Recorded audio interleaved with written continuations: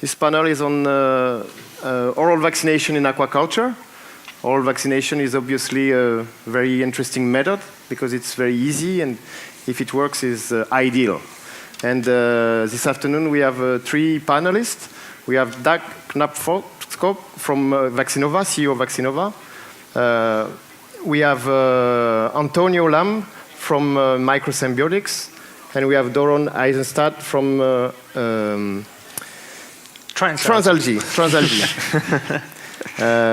So this afternoon they will share with us a different perspective about oral vaccination, and we will exchange some questions. So first we will ask questions to the different panelists. So first I will ask Dag. Dag, you have a long-term experience with fish vaccination, especially injection vaccination, but also oral vaccination. So can you tell us a little bit your experience with oral vaccination? Yeah, or as you say, oral vaccination is the ideal way of vaccinating a fish if it works. It's of course a lot of obstacles. You need to look at the dose uniformity. I mean, how are you going to assure that each and every fish are getting the actual dose? Secondly, you have to assure that your antigen is reaching the target organ, which is normally the hind part of the gut, in a non-broken down way. But I think we did oral vaccination I think 20 years ago, just by using a gram-negative bacteria, Vibrios. We used to work with cod at that time, and just put the bacterial suspension together with oil on fish pellets and fed to the fish and challenged thereafter, and that worked perfectly well with a very robust antigen like LPS. When it comes to more cellular antigens, the story is different because you need to protect throughout to the acidic conditions in the stomach. Also, I mean, another challenge might be that how are you going to discriminate between the fish? I mean, how is that recognizing that this is an antigen and not a feed? So how are we going to evoke an immune response? In human medicine, we have some good stories about oral vaccines like polio. If you try to do it with an inactivated approach, you get less protection. So, but a very good way, very easy in aquaculture, where you can't touch the fish more than once, like boosting after in ponds. It's ideal. Thank you. Yeah. Antonio, you're from Microsymbiotics. Yes. You have a new technology regarding oral vaccination in fish. Can you tell us a little bit about your technology? Sure. So what we're doing is we're using microalgae as a novel delivery platform, and we're trying to use microalgae to overcome one of the main issues of oral vaccines. It's keeping the antigen intact while it's traveling through to the hind gut of the fish. So the way we're overcoming this issue is that we're engineering microalgae to lock the vaccine in the biomass. And the reason why we feel this is a good solution is because the cell wall is made of a carbohydrate material, which allows the microalgae cell to survive through the digestive tract and to eventually become absorbed in the hind gut of the fish. So I believe that our technology has the potential to overcome a lot of the obstacles that are present in oral vaccines, because the ones that are currently made today are usually made with polymers and materials that are just not a natural part of the fish diet, and these present issues with absorption, and sometimes they usually just pass through the fish. So I think this is a good opportunity to use biotechnology to overcome a lot of these issues. Great. Thank you, Antonio. Doron, you're from Transalgae, and your company has also some experience with oral vaccination. Can you a little bit explain us this? Yes, sure. Thank you. It was pretty. It's not easy, like you said, Doug. It's not easy to get all that done. But if it was easy, it would be out there already in commercial uses. So I'm glad that it's not easy.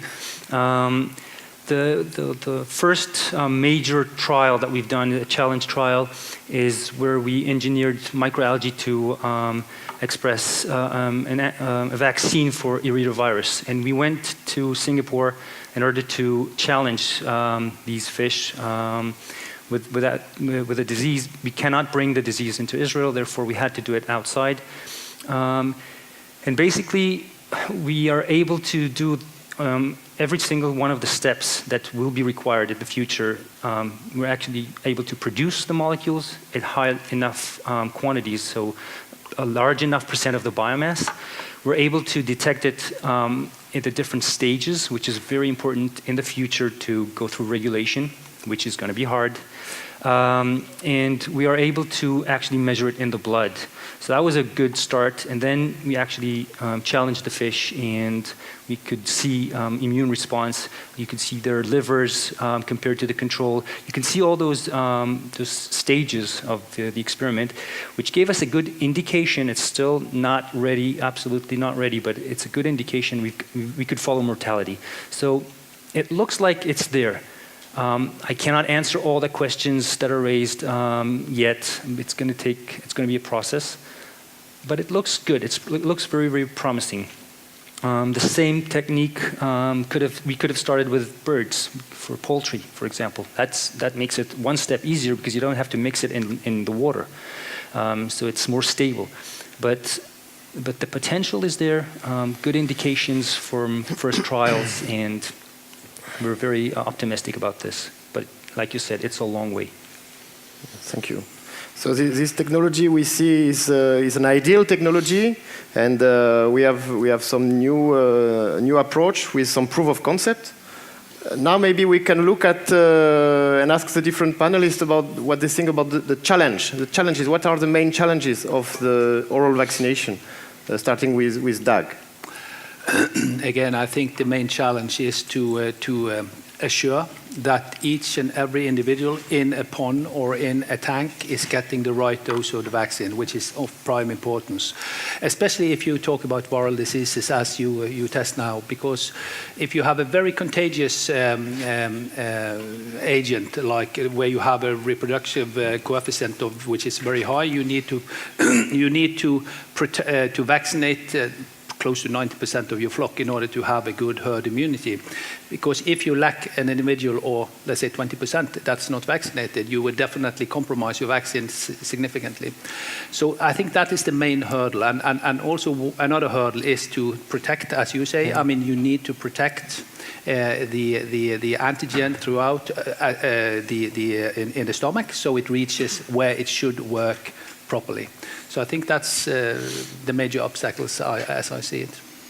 Yeah, I mean, I would also say it also depends on choosing an appropriate adjuvant and making sure that you have that the antigen is protected, but also determining in a lab scale what the appropriate dosage is for each fish, and basically figuring out what is required to vaccinate each fish to make sure that the dosage is economical and that the technology is economically viable.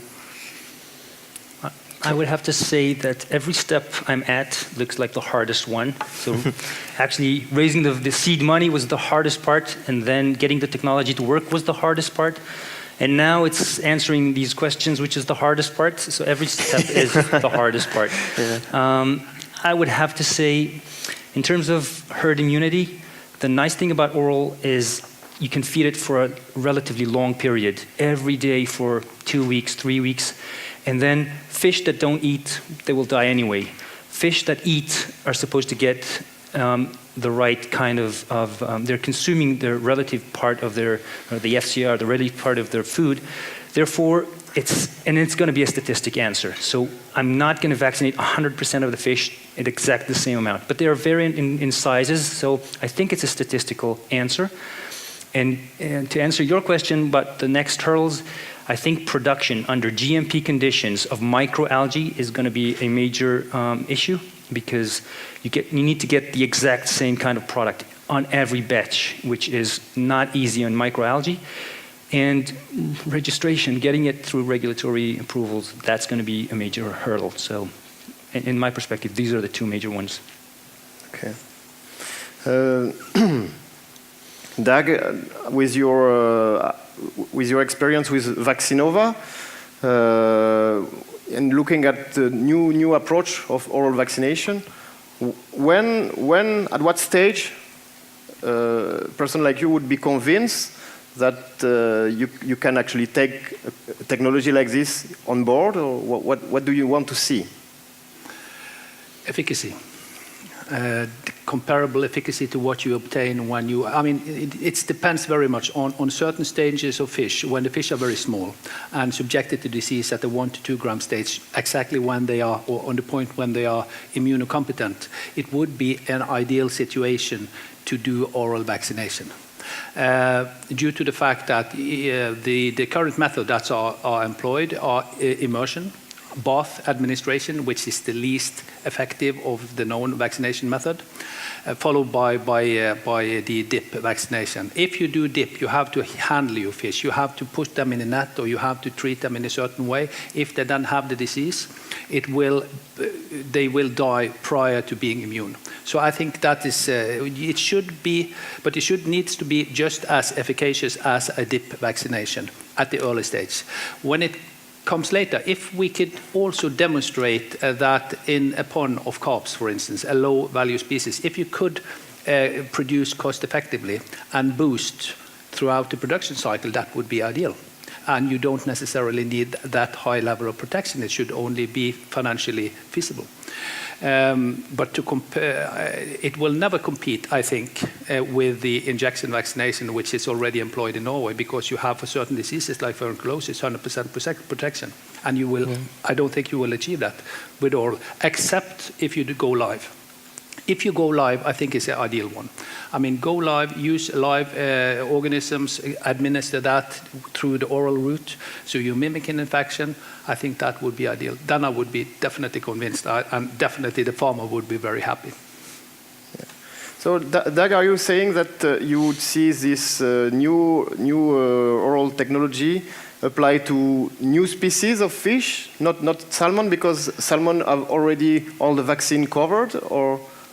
I think we can employ it for certain diseases that occur early for salmon as well. And if you would go the live approach, I think it could be used for salmon as well, a substitute, especially for viral diseases.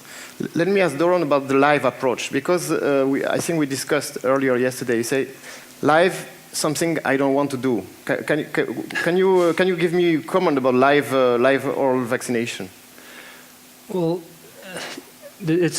oral vaccination is a wide, ball game. What we do is we're producing the specific molecules of interest that we think will evoke the immune response. We don't have any advantage of doing it otherwise. But and to answer Doug, I think we'll have to be just as good as vaccination if we're trying to compete with actual injected vaccinations. But in other species, and in Southeast Asia, there's so many other species that are out there, and we're talking about the cost of injection is so much higher than the cost of actual material given per fish. Then it's a different approach. And you're right, we may not be able to do as good for some diseases, but it's a wide range. Live, we don't have an added value there. We're trying to focus on where we have an advantage. And that's why we're doing it this approach. And like I said, you're right. We have to show efficacy. We'll have to show safety. We'll have to show every step of nobody's going to give us any setbacks. It's going to be the whole process for every single fish in every single geography. It's a long way. Antonio, at the stage you are at, what is the next step in your way to product development? Right. So so far, what we've been doing is doing more of a market validation, and we've identified a few candidate antigens that we would like to experimentally test and verify. So our next step is actually to synthesize these genes and start to transform them in, develop strains that express the antigen at high enough levels, and then begin doing challenge trials and start generating data to support or provide evidence that the technology works effectively. So that's what we have planned, and We have several diseases that we're looking to target. So, like for example, white spot syndrome and VNN. I mean, each year these diseases cost billions of dollars to fish farmers in developing nations. And I think where the technology does have a lot of value is maybe not for like salmon, which you can vaccinate, which is still economically viable to inject, vaccinate. I think it's more useful for things like carp, where it's just not economically viable to vaccinate those fish. So I think that's where it has a lot of potential. One question that anybody can ask himself when we're talking about oral vaccination, Antonio, is when we feed the oral vaccine, why is the vaccine not going to be digested and is going to be actually uptaken by the gut and induce an immune response? Why in the case of like your technology? So are you asking why I believe that it would be uptaken in the stomach? Well, I mean, fish physiology is a complex process, and I'm sure you probably know a bit more about it than I do. But the main issue a lot of the time is that the antigen just either it doesn't survive long enough or stay intact long enough to reach the hind gut, or the other issue is that it just doesn't get digested, or it doesn't get absorbed properly and just leaves the fish as excrement. So it's a bit of a complex issue to figure out how to get the antigen to absorb properly, but there are different strategies like using different oils and adjuvants to help facilitate better absorption through the stomach. So I think that's the strategy that that people should be looking at, is selecting appropriate adjuvants and picking good antigens that are effective. Something I just want to come back on is what you mentioned as an adjuvant is very interesting, because for me, and I think for Doug as well, the traditional adjuvant are oil adjuvant that we put in injectable vaccine. But can you explain what is your perspective and vision of adjuvant? Yeah, so there's actually a few other kinds of adjuvants as well. So for example, for a lot of human vaccines, you can actually engineer peptide adjuvants. And what these do is they help facilitate absorption through the stomach and help trigger a more intense immune response. So there are these types of technologies using recombinant DNA and expression to help increase the effectiveness of the vaccines. And actually, this kind of adjuvant are already being used in other animals, isn't it? Yeah, so for some there's like cholera enterotoxin adjuvants that are used for human vaccines to facilitate absorption through the stomach, and so these types of adjuvants exist for fish as well. So it's just a matter of screening through the adjuvants and picking one that works well, I think. Thank you. No problem. Doron, what is your next step? What is your roadmap for the commercialization of the product? The next few steps are going to be partnering up with a good partner who will help us do the things that we cannot do alone. Taking us through regulation, something that we're not going to be able to do alone, we need that strategic partner. Even selecting the right diseases and the right molecules to target. We've selected a few just as a proof of concept to see. I mean, we think they're good, but we've just selected them for whichever reasons, not necessarily that they're the right ones to do in the future. So we need that kind of guidance from the community to tell us, and from the partners to tell us which ones are actually needed out there. And then, like I said, taking us through regulation. These are the two things that we have to tackle. It's a long process. It's going to take us several years, I think, to get enough data that will be required, like efficacy and toxicity and all that. So these are the next step. I'm going to concentrate on a few platforms. So on the platform, on a few products that some of them are selected, some of them are new. If somebody comes up, I'm suggesting sea lice, and they know what to do. Transferring RNAi as something that we've done might be the next product. So it's a very wide field. We've invested a lot of time in proving to ourselves first that we can actually put those molecules into the bloodstream and get an immune response, at least to start with. And once we've got that one, it's an important question of selection. Which is the next product? Which is the next target? And how to navigate that pathway. This is our next step. And another one is production, like I said. It's a major barrier or a challenge. It's a major challenge to do the right kind of production that will be approved by authorities. Because getting a batch of low expression levels and high expression levels, it won't go through the pathways.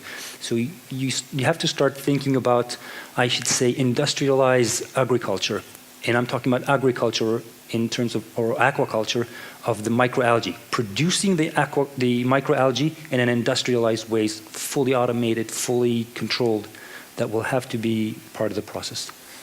Doron, do you think that your proof of concept with the iridovirus in Singapore, where you probably had to improve different things in your constructs, is helping you and will make you earn time for the next product that you have to put on the market? Absolutely. The first project that we've done was actually fish growth promoters. We actually made fingerlings grow 20% larger in size within 6 to 8 weeks. And that was the first one. So when we got to iridovirus, we already knew we were, well, not everything we were doing, but it kind of got us to the next level. And now we're doing also VNN, which helps us a lot. For example, we're never using a single molecule. We're trying to get 3 or 4 molecules, and then sometimes the combination works much better. So there's a lot of things, a lot of know-how that we are picking up along the way. I mean, even the transformation process, it took us about a year and a half when we started. Now it's less than, it's 8 to 10 months to get several lines of constructs up and running. So the process becomes much more efficient, much faster. So yes, we're learning a lot. And even learning how to put the algae into the feed or on top of the feed, I should say. It's coating, it's post, because they will not survive the extrusion part. So even the technicals, how do you mix it? How to apply it? When to give it to the fish? Is it the first meal of the day or the last one? There's a lot of technical questions which we need the fish farmers to tell us. And we're learning a lot during the process. It's becoming faster and easier, but it's still a challenge. Doron, I have a yes or no question. Is your product a GMO? Absolutely. Trans algae, I'm putting it on the table for better or worse. GMO, so if you don't want to talk to us, it's fine. It's a GMO by any definition. I mean, I'm not going to shy from that one. It's well, GMOs are not all bad. So well, I'm all for it. I'm all for it. Yeah. I think it's the future, and I think the countries that will not approve it will be left behind. That's the way I see it. So I'm all for it, but it's GMO. You could start talking about GMO-derived material because it's dead biomass. We will not have live algae coming out of the facility for a very simple reason. We don't want anybody to take it and say thank you very much and start growing them themselves. So it's a dead biomass. And but it's GMO. That's it. Doug, with your experience of vaccine, you have maybe more than 20 years experience in vaccine registration or vaccine development in Europe, right? In Norway. Do you think that being a GMO is a problem for registration in Europe? Yes, I think so. Unfortunately. But is it the same for all the part of the world, or? I think it has been approved in Canada, and that's the only place it has been really approved. And I hope it will be approved in Europe as well, because it's the way forward, I think. Yeah. We know, I mean, when you do GMO, you know what you're doing. If you do bombardment of a cell or a virus with arrays or chemicals, and you create a mutant, it's easy to register that product. If you do a scissoring out a specific part and glue in something else, you are subject to a totally different regime, which is insane to me, because they both could have the same consequences. Antonio, I heard you reply to Doron about the GMO. Maybe you want to to come back? Sure. I mean, I think that, the landscape is changing, so I think people are understanding that GMOs are not necessarily the evil that people have always assumed them to be. Like, not every company that makes GMOs is a Monsanto, or so. And also there are safeguards that can be put in place. Like, for example, engineering chloroplast ensures that. Putting in certain safeguards can ensure that the algae doesn't escape into the wild. Like, for example, engineering a freshwater species for a saltwater environment will ensure that even if by some miracle it survives, it will just die in the saltwater. So there are things that you can do to help mitigate the risk of an accidental release of a GMO. Thank you. I think we had some very interesting comments from the panelists about this session on oral vaccination in aquaculture. Do we have a couple of minutes more, or 2 minutes? Do you have a last comment you want to give on this subject, Dag? I think it's a great method, and definitely it's very encouraging, the results you have demonstrated with the redovirus. And I hope you will succeed. I think it's very important to choose the right expression system, so you assure glycosylation, for instance. You need to have the same folding, you need to have the same antigenic epitope as the fish will see in the nature during a natural infection. So good luck, and we are very interested. Thank you. Antonio, last comment? Yeah, I mean, I think I wouldn't be discouraged that it's still a bit early stage. I mean, there's a lot of scientific publications that show that the technology is sound on lab scale. So, and there are people like our company that are working on the scale up and figuring out ways to produce it economically. And so I think just give it maybe 12, 14 months and we might actually be in a much different place than we are now. Excellent. Doron? I'll just say that if it was easy, I wouldn't be sitting here, and I'm having fun while I'm doing it, so it's important.